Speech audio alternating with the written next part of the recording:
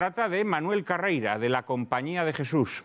Es licenciado en Filosofía por la Universidad de Comillas y de Teología por la Universidad Loyola de Chicago. Su formación como científico incluye el máster en Física por la Universidad John Carroll de Cleveland y el doctorado con una tesis sobre rayos cósmicos en la Universidad Católica de Washington.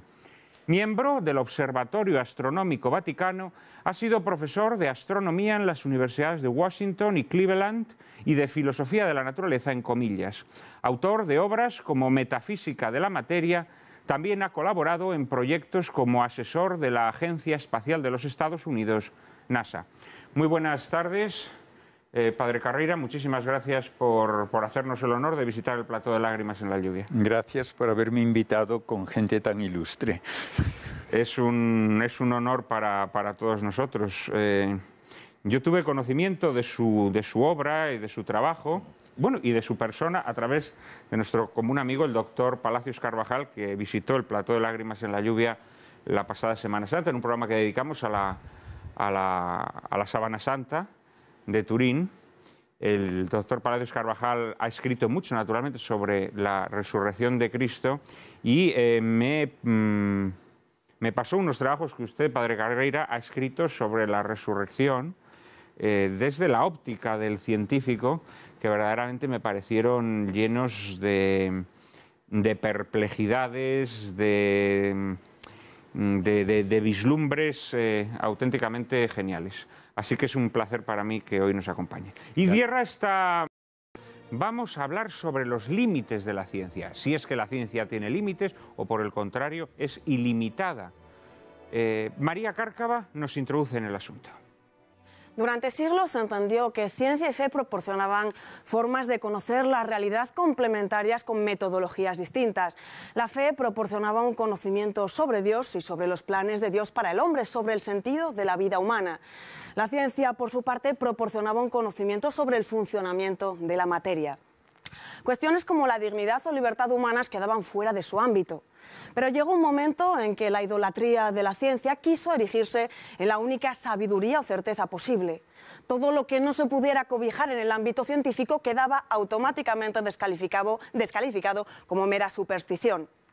El afamado científico Stephen Weinberg, premio Nobel de Física, ha llegado a afirmar que cualquier cosa que puedan hacer los científicos para debilitar el dominio de la religión debe hacerse, y puede que esta sea nuestra mayor contribución a la civilización.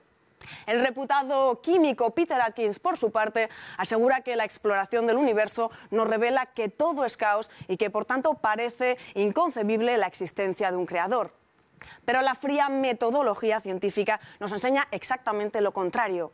Hallamos un orden molecular, un orden en la configuración genética, un orden en el funcionamiento de nuestras glándulas, un orden en el movimiento de los cuerpos celestes, etc.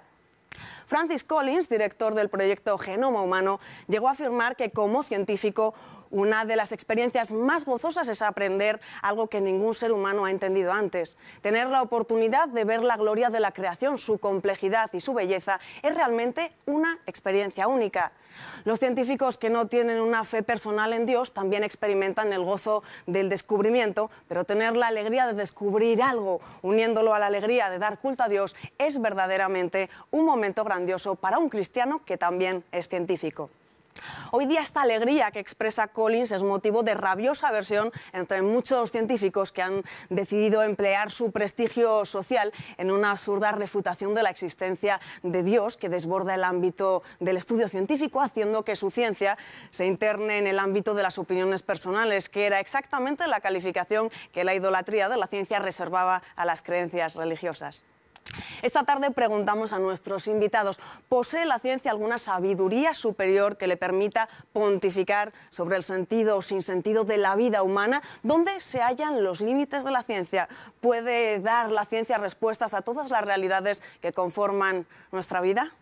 Padre Carreira, por alusiones, puesto que hemos hablado de fe y ciencia, y usted reúne en su persona al científico y al sacerdote, al hombre de ciencia y al hombre de Dios.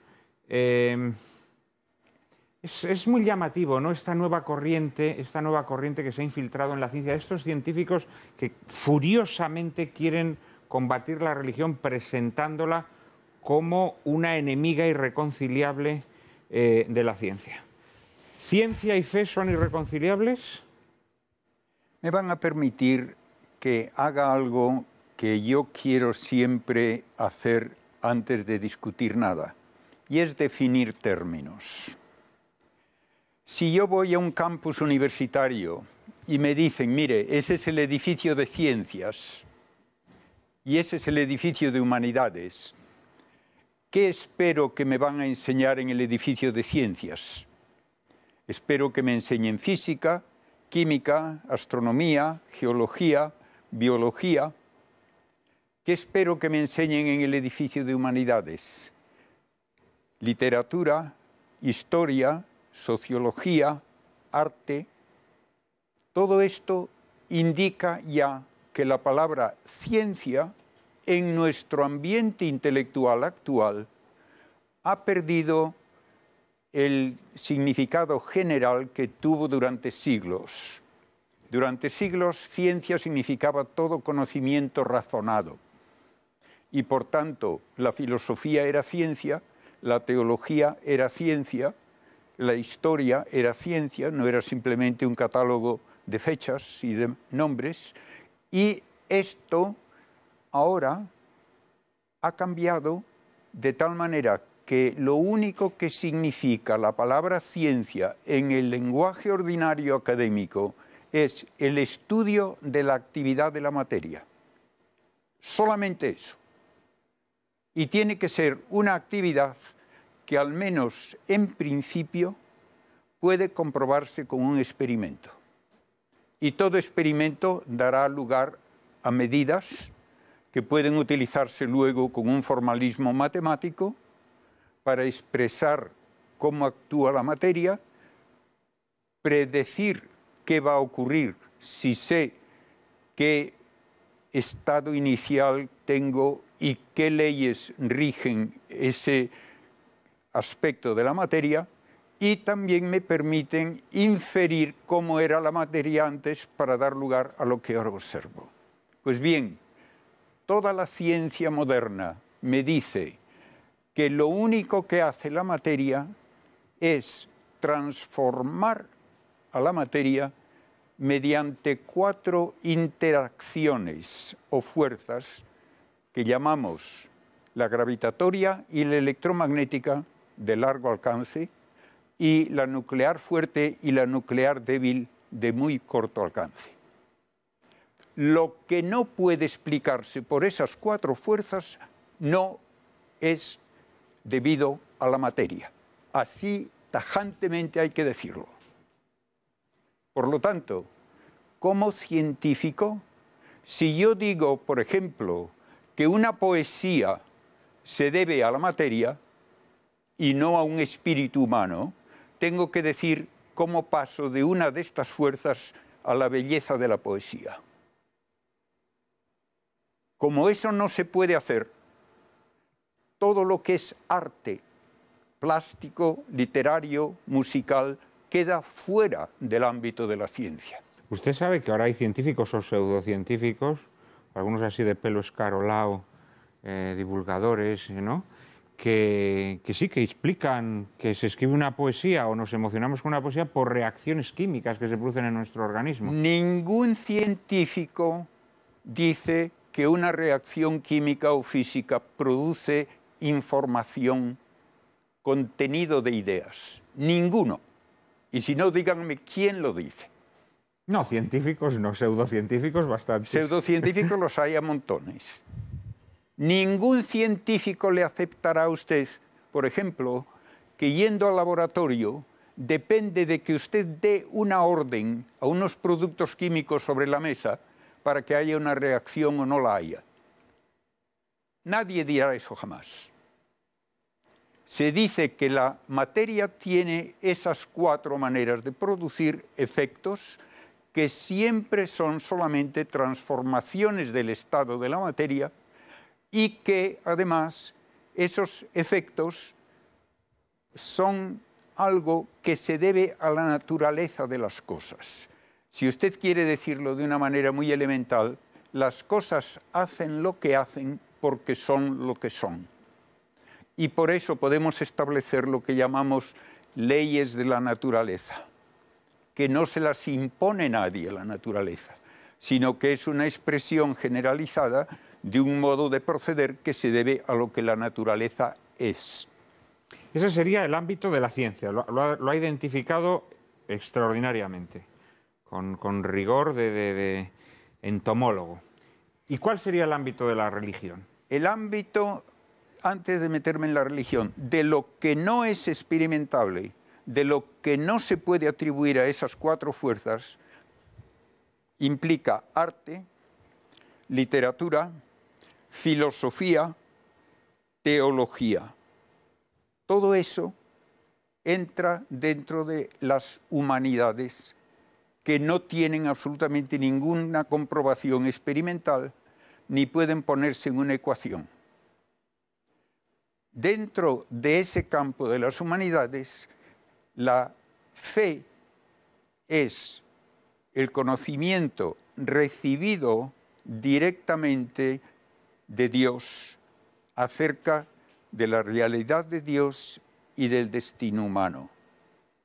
Y la teología es el esfuerzo racional de entender los datos de esa revelación. De modo que hay que distinguir fe de teología. Y fe tiene tres significados que pocas veces se distinguen y por lo tanto se habla de una manera muy inexacta. El primer significado de la palabra fe es conocimiento recibido de otros. Y todo lo que es transmisión cultural humana se hace por fe humana. Y el pasado que bueno, también la fe religiosa, la tradición. Perdón, que pues estoy aún hablando de la fe humana. La fe humana es el único camino por el cual podemos conocer el pasado. Y la fe humana es la que permite que nos ahora aprovechemos de todo lo que hizo la humanidad con los genios más valiosos a lo largo de su historia. Y por esta fe humana adquiero certeza en contra de mi experiencia y en cosas que no entiendo. Y doy un ejemplo. Por mi experiencia, yo diría que mi mano es sólida y esta silla también. Por la teoría atómica sé que no es así. Creo la teoría atómica, no creo a mi experiencia. La mecánica cuántica, nadie la pone en duda, está extremadamente bien comprobada, pero uno de los que más contribuyeron a ella, Richard Feynman, dice taxativamente: puedo afirmar sin miedo a que nadie me contradiga que no hay nadie en el mundo que entienda la mecánica cuántica, pero se acepta. De modo que la fe humana me da la mayor parte de mi conocimiento, me da certeza aún en contra de mi experiencia y en cosas que no entiendo. Pues bien, por fe humana debo saber si de hecho se ha dado una comunicación de verdades que vienen directamente de Dios. Y eso es el fundamento del cristianismo. El cristianismo no es una mitología, no es una filosofía, es el hecho histórico atestiguado por testigos dignos de fe, de que Cristo existió, de que demostró ser Dios con sus milagros y que se transmite la enseñanza infaliblemente porque Él prometió que haría lo necesario para que no se trastocase esa enseñanza, estableciendo una iglesia con una ayuda constante de un Espíritu Santo divino que la libra de error. Todo esto se basa en el testimonio de los apóstoles que dieron su vida por ese testimonio.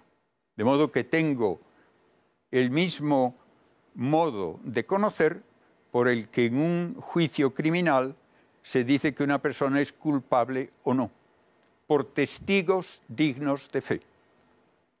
Una vez que tengo esto, entonces es de suponer que la revelación divina no va a ser para librarme a mí del trabajo de estudiar ciencia. No va a decirme nada de ciencia.